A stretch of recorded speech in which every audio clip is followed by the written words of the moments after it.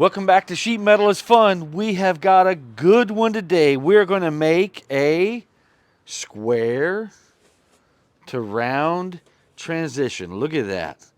Looks like something you'd see at a jewelry store, doesn't it? Come on inside. Let's get started.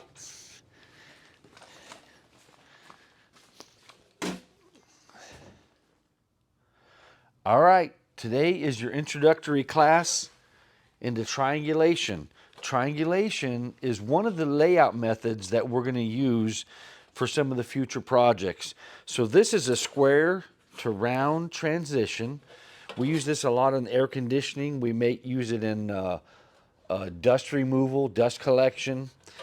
And this fitting is made based on a series of triangles. Triangulation, broke down to its simplest form, is with if you have two known points and either an angle or a distance, you can arrive at a third known point.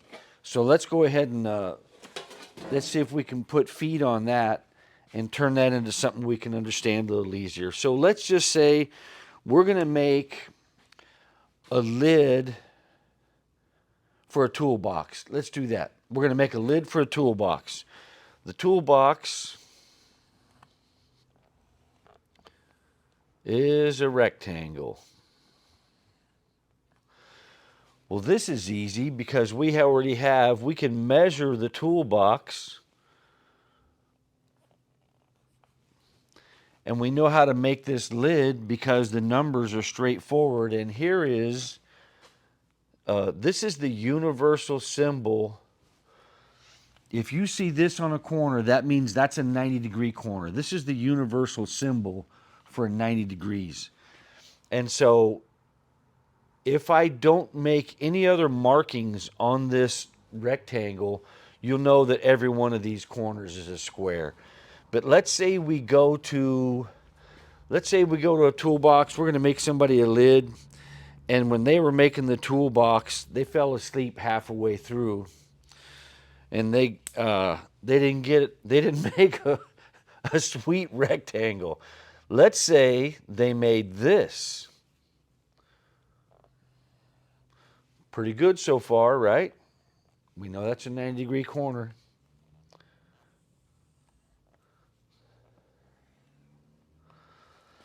And they got one of these right here. So what we can do here is we can measure this. We can measure this.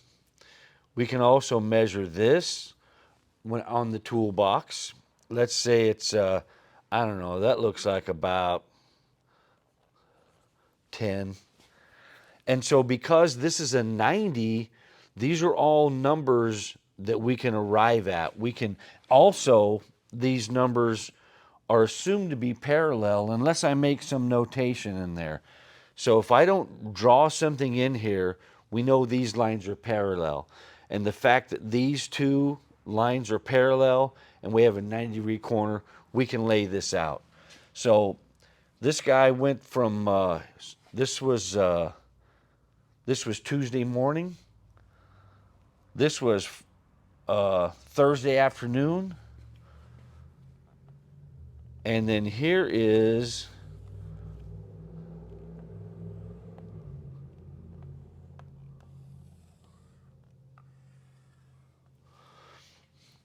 this Friday afternoon. He's already thinking about fishing, smorgasbord, eating, something good to drink. So what we're going to do is whenever we measure the toolbox, because we have to make a lid for this toolbox, what we're going to do here, there's not a single 90-degree corner on here. And since there are no 90-degree corners, we're going to measure his toolbox. And I don't know, this one looks like about 10. Looks like it's pretty much the same as that one. This one might be 12. We are going to measure it because we have to get these numbers from the toolbox. And this is going to be a little longer than 8 because it's on a slope. This one's even more of a slope, so it's going to be even longer. Now, the way we're going to lay out this lid for this toolbox, and I'm saying it's a lid for a toolbox, but this could also be a sheet of plywood for a worktop. This could be a shelf in a bookcase. Hopefully you don't have a bookcase that's this far, but we're using this as an example. So we're going to take it, we want to try to always take it to a ridiculous level because that puts it in a different place in our mind. So this is a bookshelf, and we're going to cut this out of a piece of wood, and we're going to make a shelf out of it. This could also be the linoleum for your bathroom, and it could also be sheet metal. It could also be sheet metal.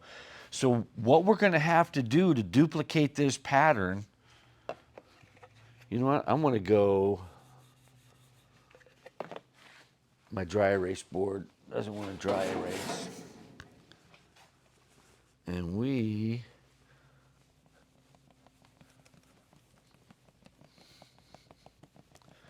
the problem with my drawing is it looked too parallel. We're going to make it outside of parallel.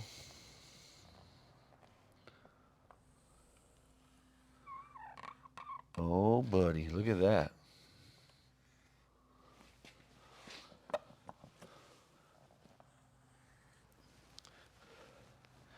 I think whoever made this one was maybe had a medical condition.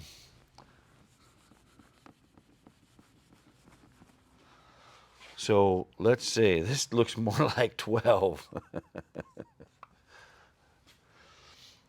And this looks about like 15 right here.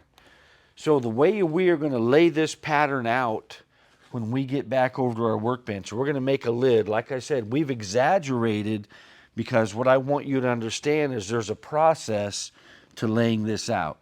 And that process is triangulation. So triangulation, simply put, is if you have two known points and either an angle or a distance, you can arrive at a third known point. So now we've already gone out, we've measured this disastrous toolbox, and we're going to make a lid. The lid has to fit the toolbox. So let's number these corners.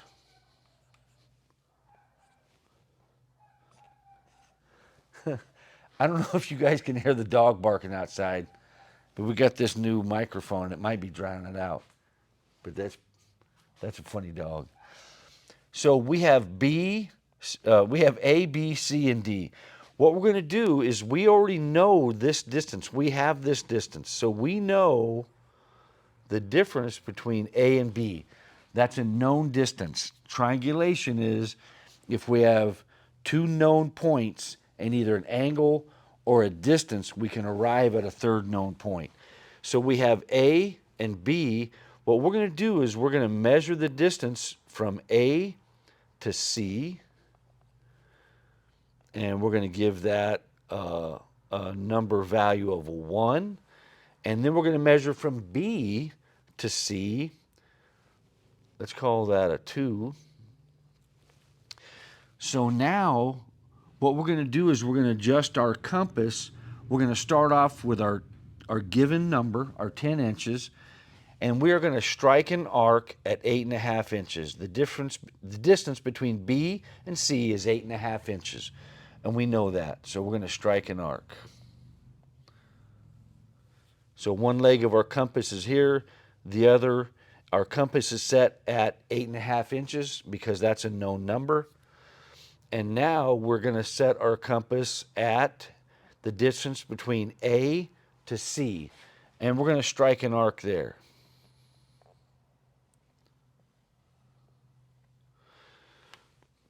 This is the arc from A. This is the arc from B. Now where these 2 points intersect, that is C. And now from these 2 known points and these 2 distances, we've arrived at a third number. That's the triangle. Now from there, we can go from B to D.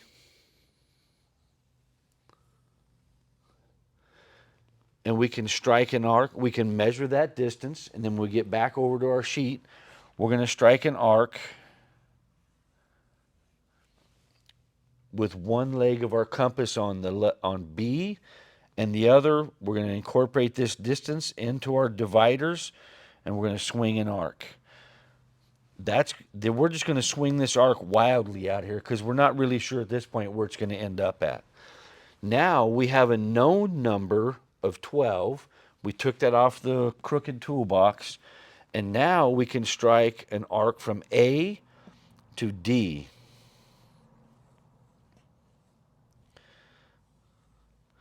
I'm hoping I'm getting enough of an arc in here that you can see this is an arc that was drawn from A to D off of this known distance, either a known distance or an angle. So now we've established our point of D, and then what we're going to do is we're going to verify that, because everything we do, we live and die by the tape measure. Always double check your work. Every chance you get, double check it. You never know. You could be thinking, you could get distracted. It could be cold, it could be hot. So now that we've established the point of C and the point of D, and we located both of those off of A and B. Now let's go ahead and set our dividers at 15, this known number. Place one leg of our divider here, and verify that. So this is the process of triangulation, where from two known points in either an angle, because we went here with a distance. We could have used our protractor. We could have wrote this in.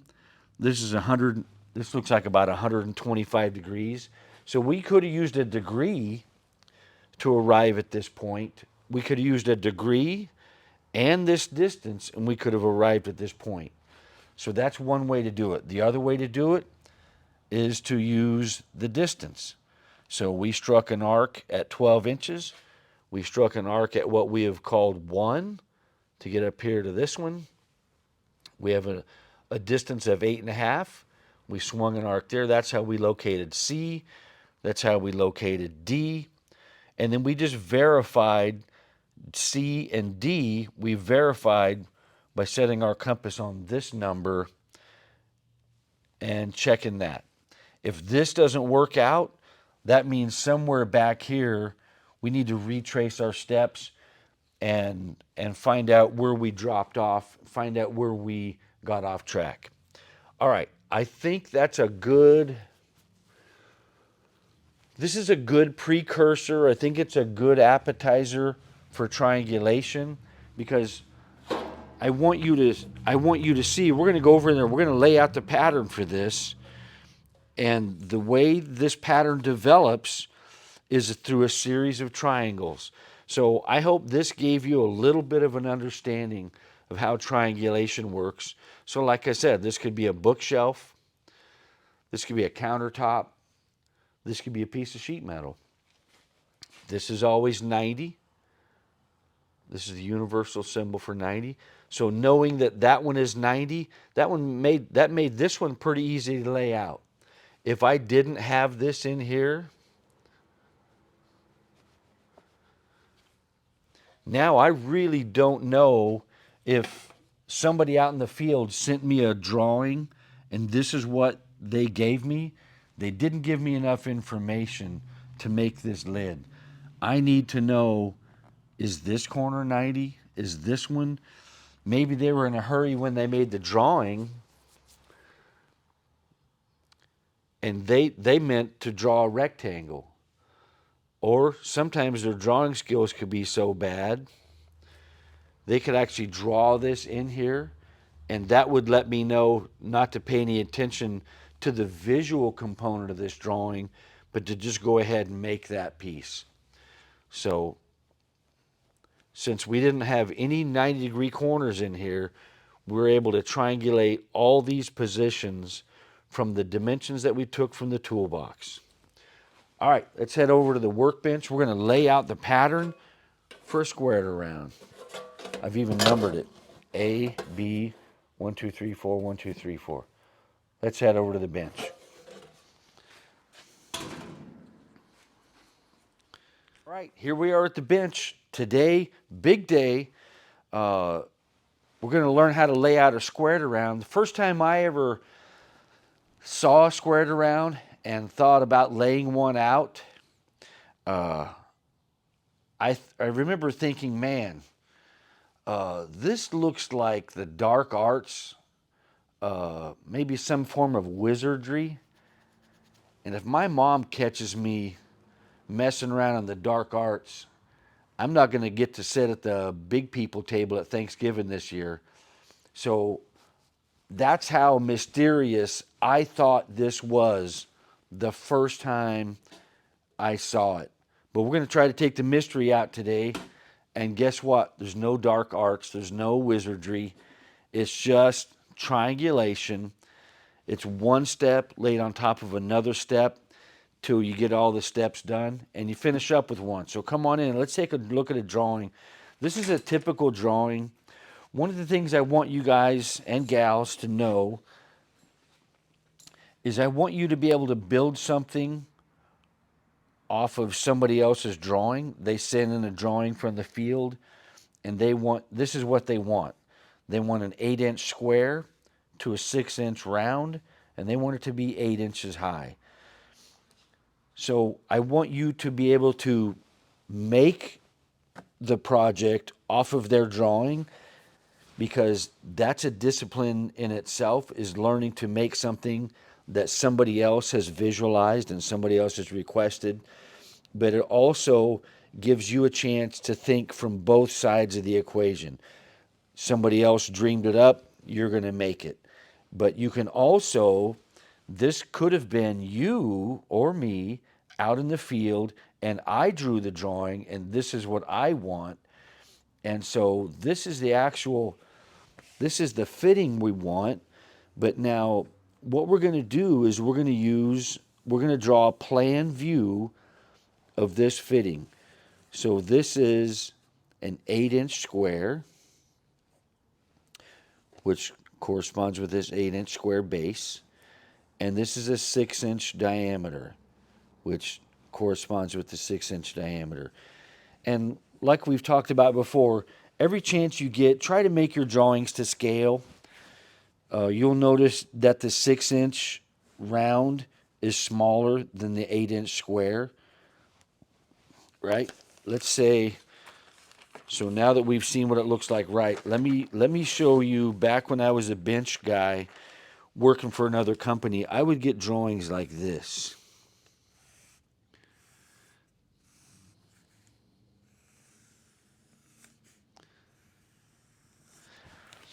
Nah, that's way too good for the drawings I used to get. But then I would get numbers like this. I would get 12, 10, 14-inch round. Look at this. On the narrow side of the rectangle, 12. The long side, 10.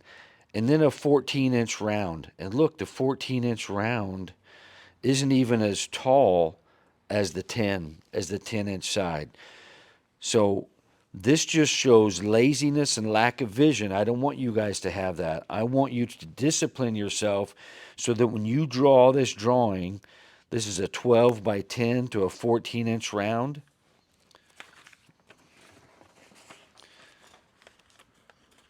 Give yourself every chance to succeed, every reasonable chance that you can give yourself to succeed. Let's do it. So we want a 12 by 10-inch rectangle, and we want to go to a 14-inch round. Okay, here we go.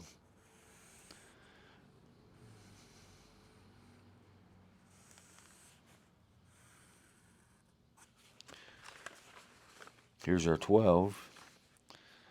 Here's our 10. That's obvious, so that whenever we're in the field and we're measuring this, when we get back to the shop, we don't get back to a drawing like this that's going to throw your brain into neutral, and it's going to paralyze you because none of this makes sense. When you begin, have it make sense. And we're going to a 14-inch round. So we know this is 12 inches here. So look at this. Whenever we make this circle,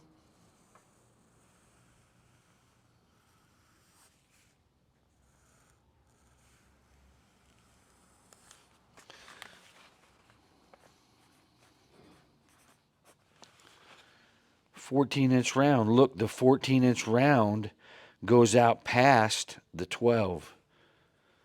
This is actually what we're looking for. So because what we got to do when we get back to the shop is we got to convert this drawing into this fitting. So give yourself a chance. This is 12 by 10. That's 12 by 10. This one's longer than that one. This is 14-inch round.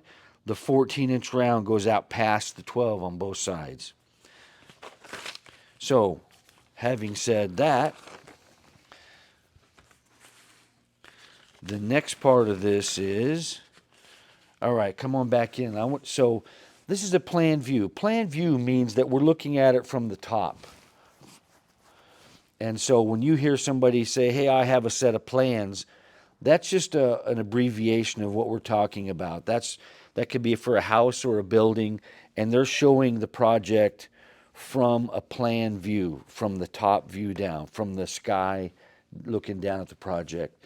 So back again, we given ourselves every chance for success. 8 by 8. This is a 6-inch round, so it's contained inside of this 8-inch on every direction. Now, whenever we got this drawing from the detailer out in the field, they didn't say anything about they want this to be offset to one side or the other. So if there are no markings, then it's always assumed to be center taper, which puts the circle inside of the square on all four sides. There have been times when you might want the 8-inch square and we might need the round offset entirely outside, but we don't have that happening here. And because we don't, this means now that I've drawn a plan view of this fitting, when you look at this, so I've divided this into quadrants, into 4 sections. The good thing about a center taper, the round is smaller than the square, is look at this. I don't need to draw this entire drawing to make this fitting. I don't even need to draw half.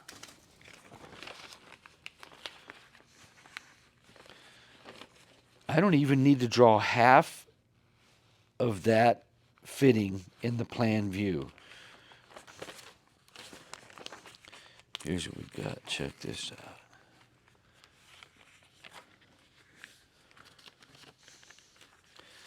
The only thing I need for a center taper squared around is I only need 1/4 of the pattern. Look at that. I only need 1/4.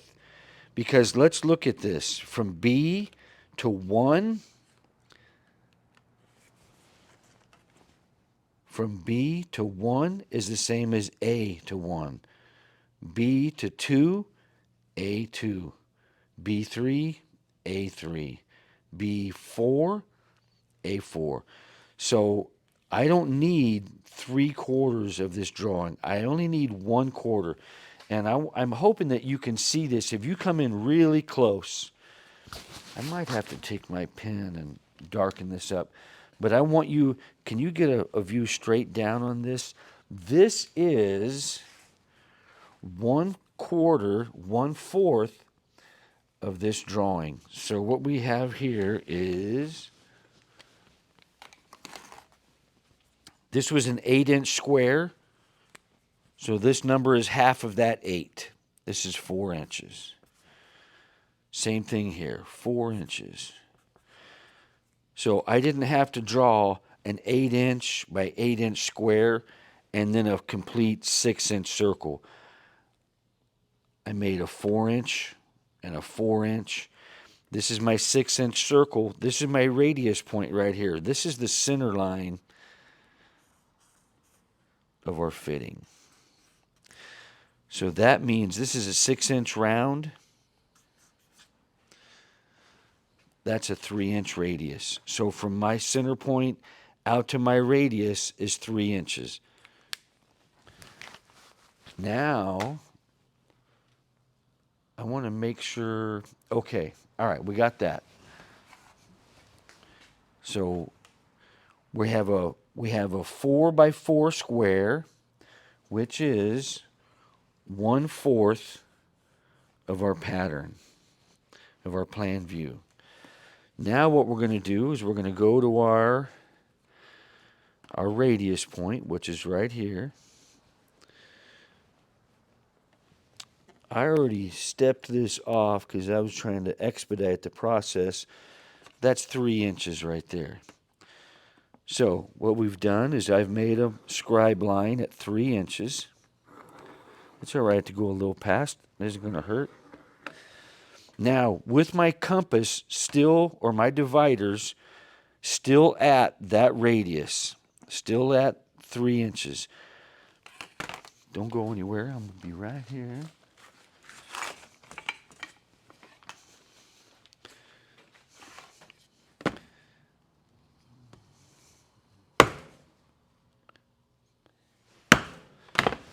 That's it. I'm putting my reading glasses on. With my compass, my divider, at 3 inches, I've drawn that radius. Now, while I still have it at 3 inches, I'm going to come back and I'm going to make a mark. Now I'm going to come over to this side and I'm going to make another mark. Now, what I've just done is I've divided this quadrant into 3 spaces. Here's 1, here's 2, here's 3. Since we're going to have to set our dividers on that, let's go ahead and give ourselves a prick mark. And it'll be easier to go back and forth. So now we have point A, and I've marked this on our fitting. Here's A.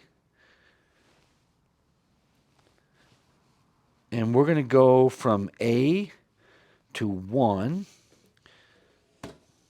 So we're going to make a line. We're going to take this distance right here. A1, A2. And if you guys can't see this, I'm sorry, but you'll get the idea of what we're doing here.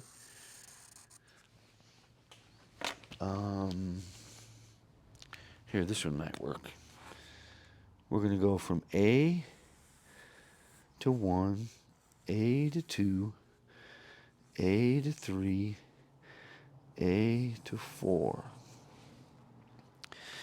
And I'm going to darken this up too. Oh yeah. I'm feeling good here. Feeling good.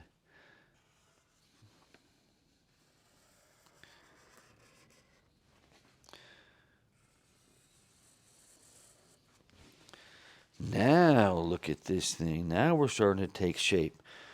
So what we're going to do is, this is a plan view. So we're looking at this fitting from the top. But this number right here is not our real number. What we've got to do is take this number and turn it into a triangle. And that triangle is going to give us, it's going to give us our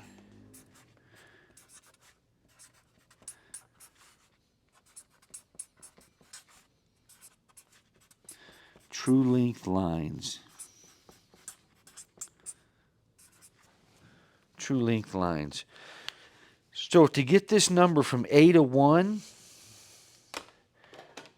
from A to 1, can you see this? This is our first triangle right here. That's going to be, so right now we're going to go from A, and we already know this distance, it's 8 inches. From A to 1, and we're going to strike an arc. We're going to go from B to 1, and we're going to strike an arc. And where those 2 points intersect, that's going to be our point. So let's do that. Now, so what I've done over here on the bottom of the sheet, this fitting has a 1-inch flange on it. I've come in 1 inch in from the edge of my sheet. So this is actually my 1-inch flange right here. Now, what we're going to do is we're going to go back. We're going to set our dividers back to this number where we stepped this circle, this quadrant off to 3 even spaces. So from 1 to 2, 2 to 3, 3 to 4. Now this one, I want to make sure I don't change that. So I'm going to set that right there. This is where the magic, oh wait, I already said there was no magic. This is where the process of triangulation begins to unfold. So we're going to make our first triangle, A1 and B1. Let's make that first triangle. So we're going to go A to 1. We're going to take this number, and up here we have a separate little area where we're going to make our true length lines. So these two marks are 8 inches. That's the height. That's our 8-inch height of our fitting. So this is 8 inches apart. So what we got to do to make this triangle is take this space from A to 1, and we're going to put it on this baseline right here. Let's do that first. So A to 1. Now I'm going to put that on my baseline. I'm going to make a scribe line. And since there's going to be a lot of them, we're going to mark it A1. Let's go ahead and mark that.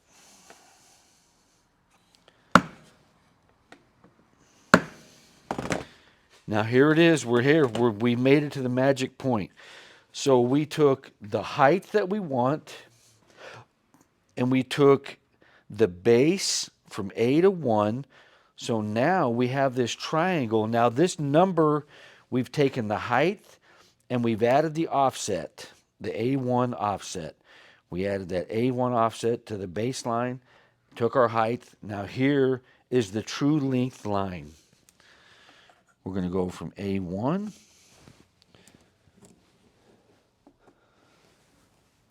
to our height.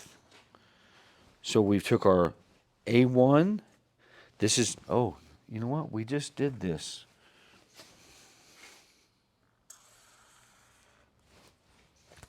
$90 degrees. Here's our height. Here's our A1. Now, with those two numbers added together, we have a true length line. So now we have A1. A. We're just going to strike an arc. Striking a big arc. And I'll tell you why in a minute. Look how big that arc is. Man, that's ridiculous. But smart. Now, we've gone from A1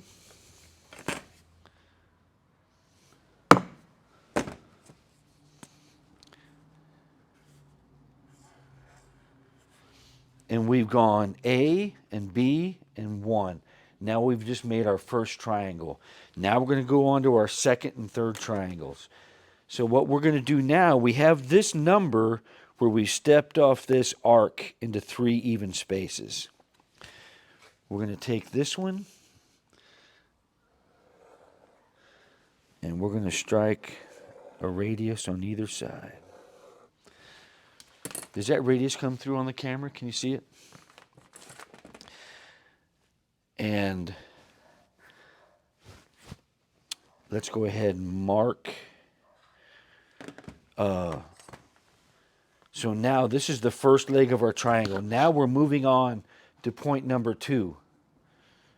So now we're going to go A to 2.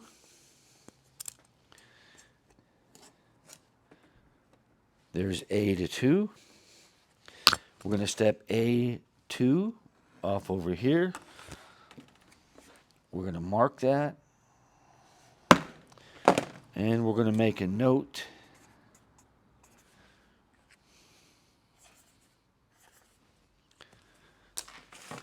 Now let's find our true length line of A2.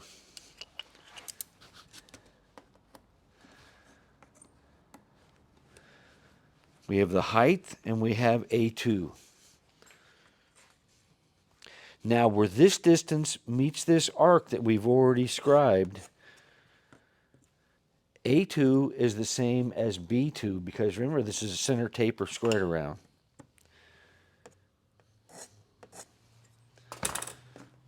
Let's mark that.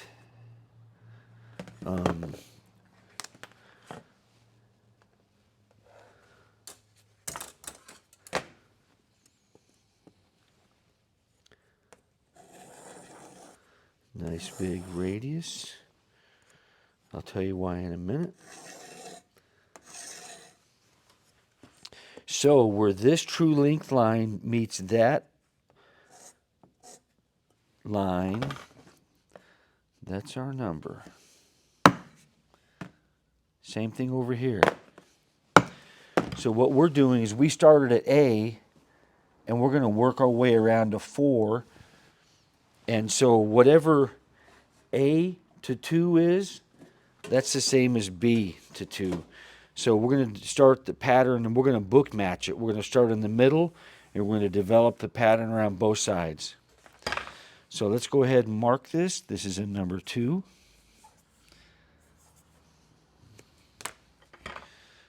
Now, this dimension is not changing. It's still set to this 1/3. We don't want to change this one. That's why I like to use 2 different dividers. We don't want to keep adjusting this down to some number. Once we know what this number is, and it's this radius, let's just set that one over there and not go back to that one. There's a chance in all the going back and forth we could make a mistake. So we've gone A to 1, B to 1, A to 2, B2.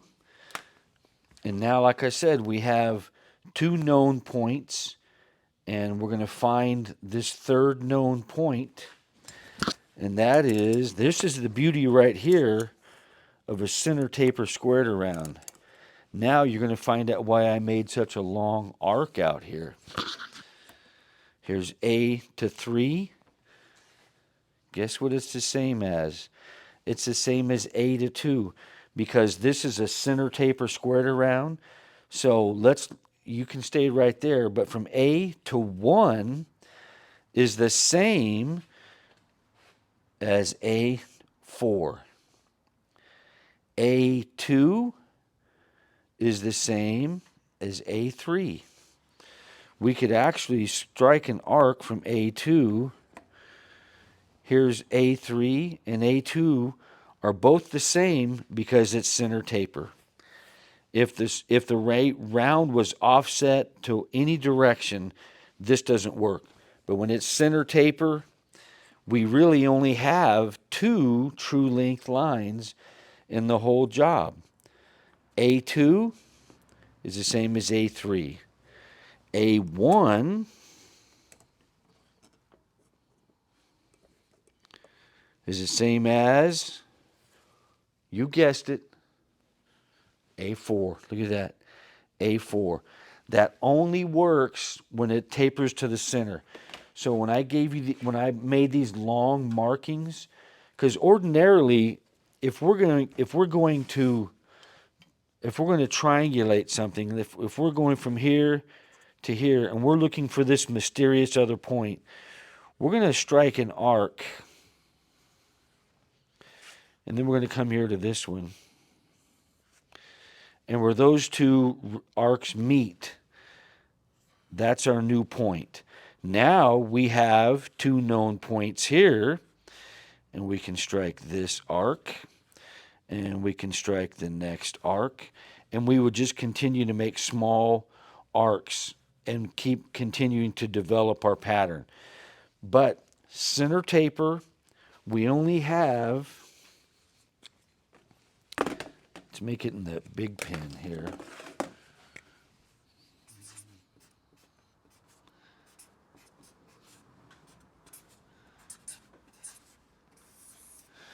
We only have 2 true length lines.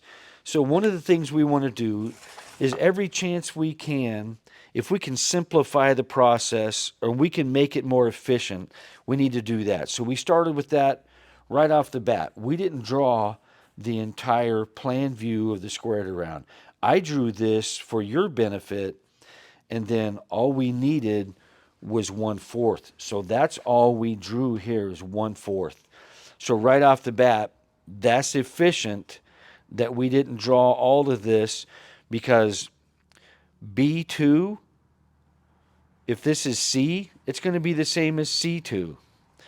And so we didn't need all these others. And the same thing here. So when I made these long sweeping arcs, when we found A1, which was A1 over here, height plus offset equals a true length line. A1, that's our first triangle. Look at this long radius I made out here. B1, look at this, big long radius, way longer than we need it to be. So the cool thing about a center taper squared around, we have our dividers. We can actually step this off. Look, I went from 1 to 2, 2 and 3. 2 and 3 are the same. They're the same true length line.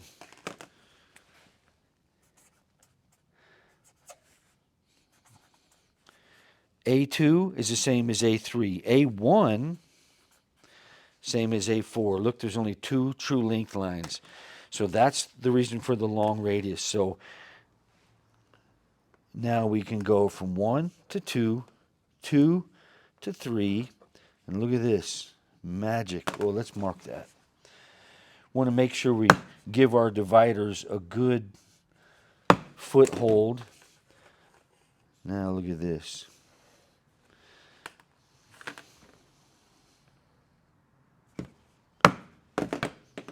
Let's do the same thing over here.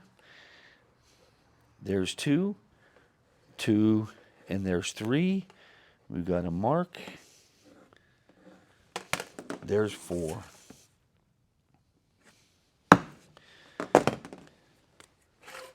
So we went A1, A2, A3, A4. B1, B2, B3, B4. So that's the beauty. Like if you're out in the field and you want to square it around, every chance you get, make it center taper. It's easier for you to install, and it's easier for the folks back in the shop to make, because there's only two true length lines. There's only 2 lines to make this whole thing. All we needed was 2 true length lines. So the next thing we're going to do is we're going to take this piece of scrap metal, and we are going to make the wings out here. Right now, this corner right here is a 90-degree corner. That's 90. So we are going to start with,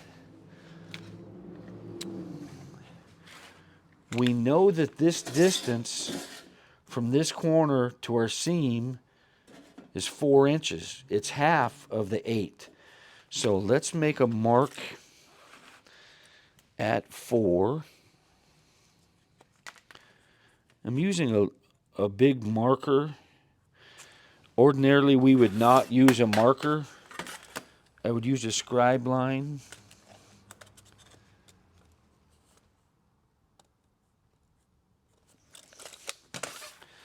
But I want you to see what I've done is I've made a mark from this corner over here 4 inches. But since we have a left and a right wing, we had to mark both sides. From here to there is 4 inches. This is a water-based marker. It comes off with water. So now what we're going to do is we're going to put that 4-inch mark right here on our B. And then we're going to swing this around, and when this matches 4, so when we have 4 here, 4 inches here, and we're lined up with the 4, look at this. And since we already have, well, we still have our square on here. This is a 1-inch flange. Let's go ahead and add that 1-inch flange using our square as a backstop. There's our 1-inch flange. Now we're going to flip it over. Since we marked 4 on both sides, I'm going to put this mark on A, this mark over here on 4,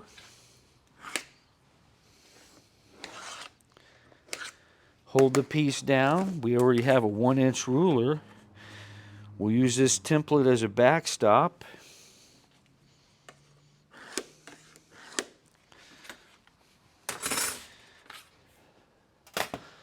And while we're right here in the mood, we're going to add our 1/2-inch flange on here. This is the flange that we're going to spot weld together.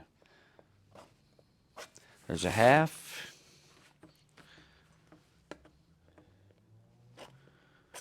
Just like whenever we made the plenum with the end cap, both of these halves, half sections of the square round, they're both the same. We don't have to make a left and a right. We're making them both the same.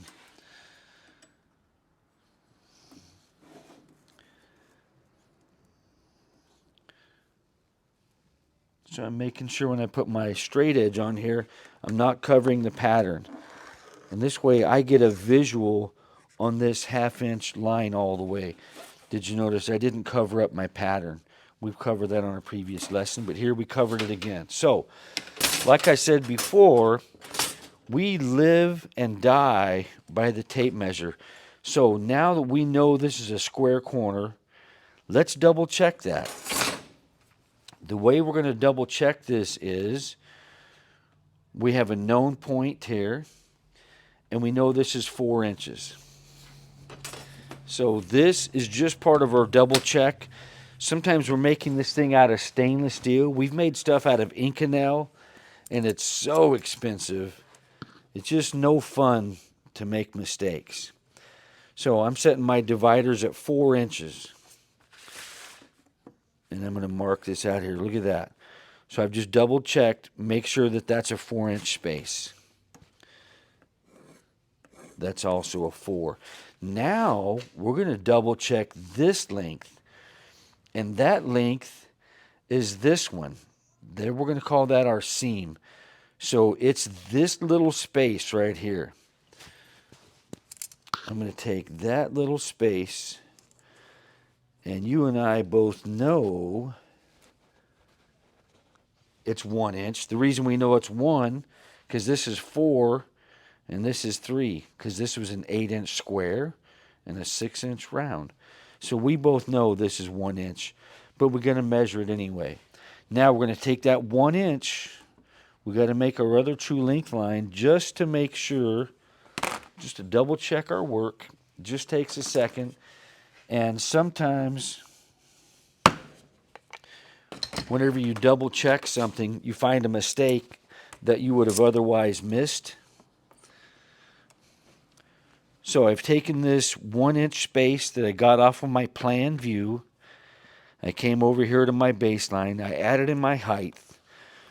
So when everything goes right, this is just how we're going to double check.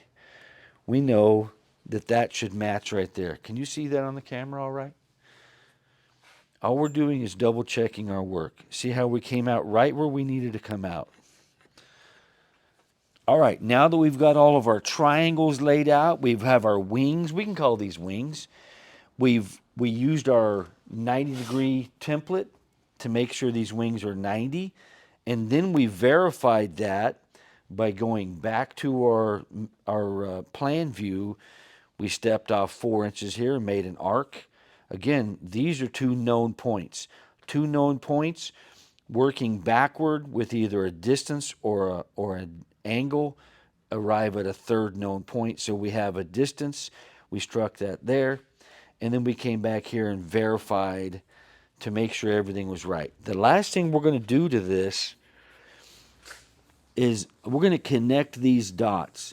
And one thing about connecting the dots on a squared around is we know this is center taper, so this should be a smooth transition.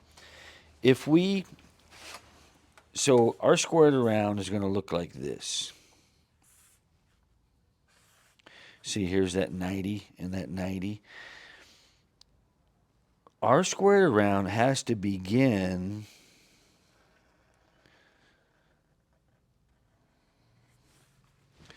and have one continuous radius, and this corner right here, just between you and I want to tell you that this is going to have to be very close to 90 degrees, this corner. So if we were to make this,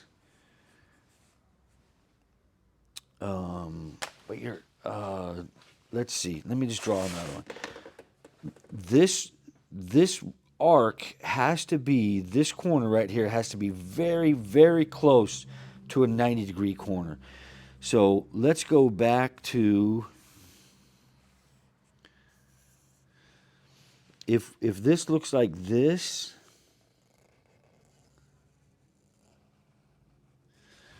that's wrong every single time. See how this is not close to a 90?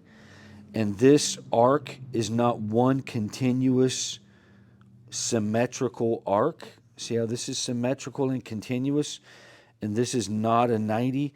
That's not going to be a good fitting. Whenever we get ready to put the collar on, and I don't know if you can see inside here. Can you see inside there all right? Maybe it's better from, no, it's better from here. We want to make sure that once we bend this up, that needs to be a continuously straight line all the way around. And if it looks like this, it'll make a dip here. That's not going to work. And it'll go high here. Not going to work. So this is another way to visually check your fitting. So let's connect these dots, keeping this in mind. So I need to make sure that I'm roughly 90 degrees here. So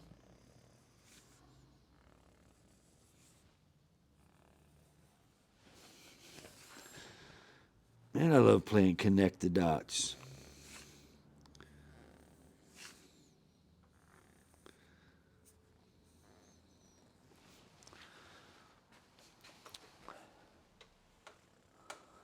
So one of the things we can do, I just did that by, we could also, this is a steel ruler. It's made of spring steel, so it flexes back. I could have put that on there and drawn that line. But look how close our line is to what the ruler would have given us. But that's what this ruler is for making lines and measuring. So like I said, this corner needs to come up pretty close to a 90. See how we're pretty close to a 90? The next thing we're going to do is we're going to cut this out.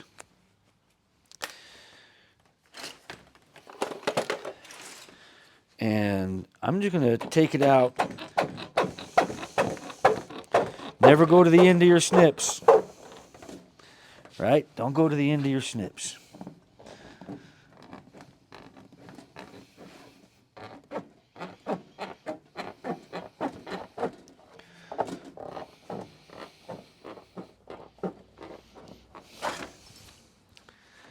I'm going to try to save our pattern.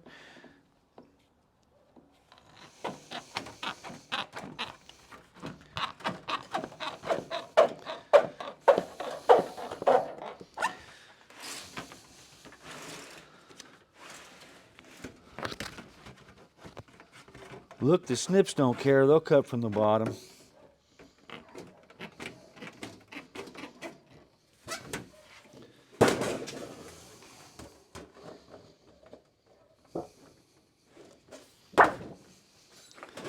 Now, the reason I've cut that, I've blanked, this is called blanking it out. I saved all my dimensions.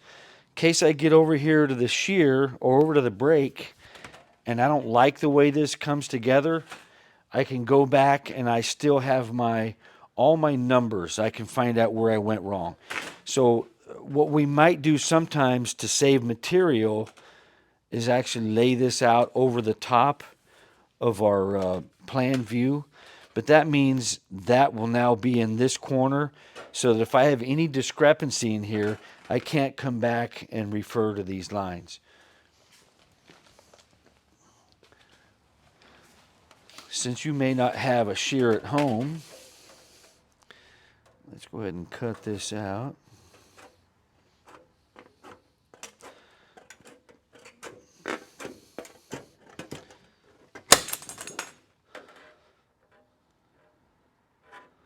Remember, the 85-15 rule still applies here.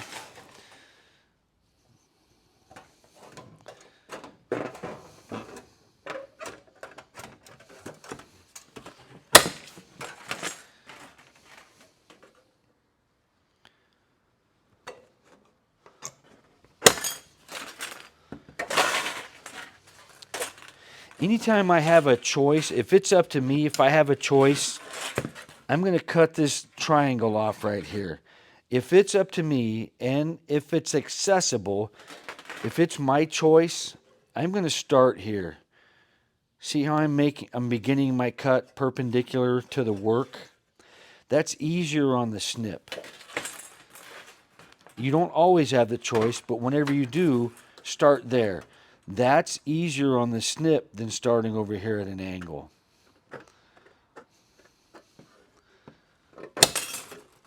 I've got nice sharp snips so I can start at an angle. But let's say the angle was a lot more gradual. Look, that's a hard start right there. But if I can start over here and cut to 0, that's a better way to go. All right, now let's cut the radius out.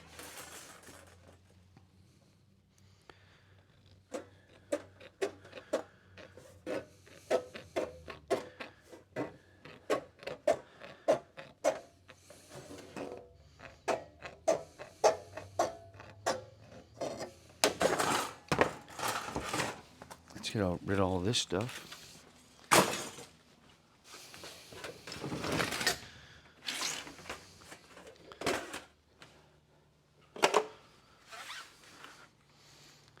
This just has a 90-degree corner on it, so we're going to cut in 90.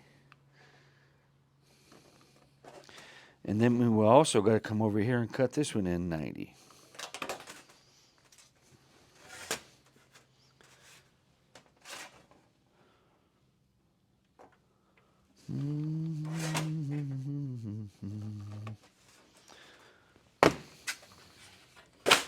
There we go. That's half and half.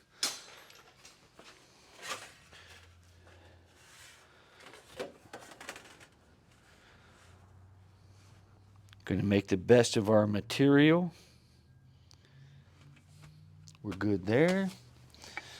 Let's scribe this out.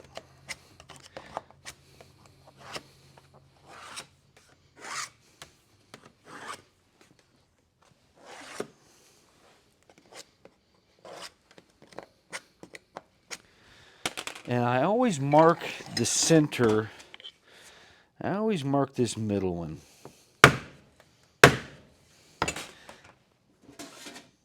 That's going to be this one right here.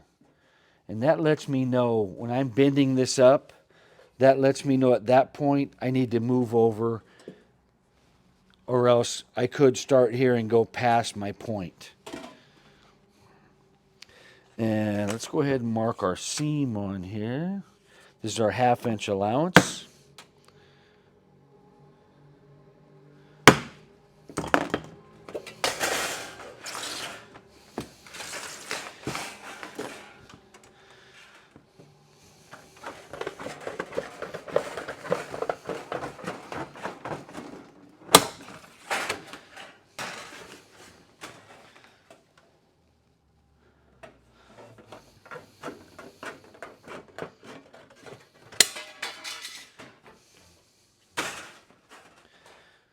So if I'm just cutting, if I'm out here in the shop and I'm cutting this squared around, I'm cutting this pattern out, I'm not going to do this. I'm going to use the shear. But just so you can follow along, I'm using our snips. Same thing here. We're going to start perpendicular to the work. and we're going to cut all the way to 0. Over here, perpendicular, because since we have the chance, we're going to do it this way. Gives us a better finish.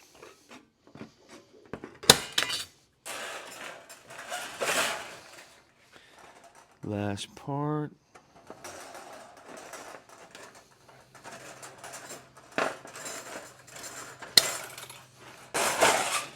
Now, since this is on a radius, we're going to use our reds. You could use greens.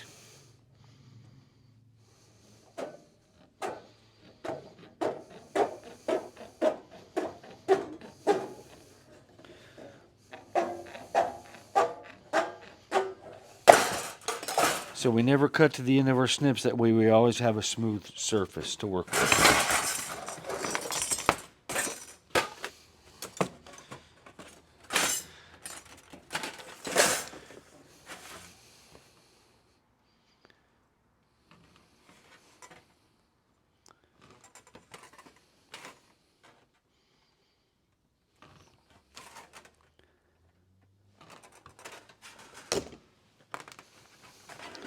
So every chance you get, double check your work. I should have 2 things that are exactly the same. My notches are in the same place. My seam is on the same side. Let's go ahead and mark that.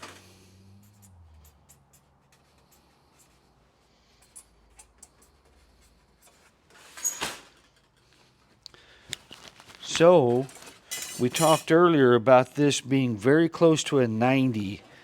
So one way to check that to make sure you haven't made something irregular is if you put your 2 patterns together, you should have a continuous arc. See that arc right there? Can you see that?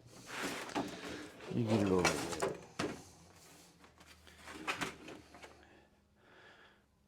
And that would be, this one has the seam on it, so we'd have to lap it over to get that. So we know we have one continuous arc. That means we've got a really good chance at success. We mark the center dot on here. We have our flanges marked. There's our seam. I think right there we're going to call it good. We're going to give you guys a chance. Maybe if you got to go back and watch some of it again, because honestly, there's a lot to learn. There's a lot to figure out. And I've met in all of my years as working with sheet metal workers, there's a very high percentage of people who do this for a living and they don't understand all the ins and outs of this process. And even if you guys don't ever make one, to learn how to triangulate and to develop a pattern, it's good for your brain, for you to become more capable, have a better understanding of what's going on around you. It's just better all the way around. So, and you're going to find out, even when we were back on the board and we were learning triangulation, from 2 known points and either a degree or a distance, you can arrive at a 3rd known point. And then we can just continue to build from there. So we're going to end this lesson right here. We're going to be back on our next lesson. We're going to bend this up, spot weld it together. We're going to roll up our collar, and we're going to make one that looks just like this. So let's cut it off right there. Give me a chance to go have a sandwich, cup of coffee, and you guys can do the same. I'm glad you came along, squared around, introductory course into triangulation. It's pretty big stuff. The fact that you guys have hung around this long, I'm impressed. Good job. I'll see you back here next time on Sheet Metal is Fun. See you guys.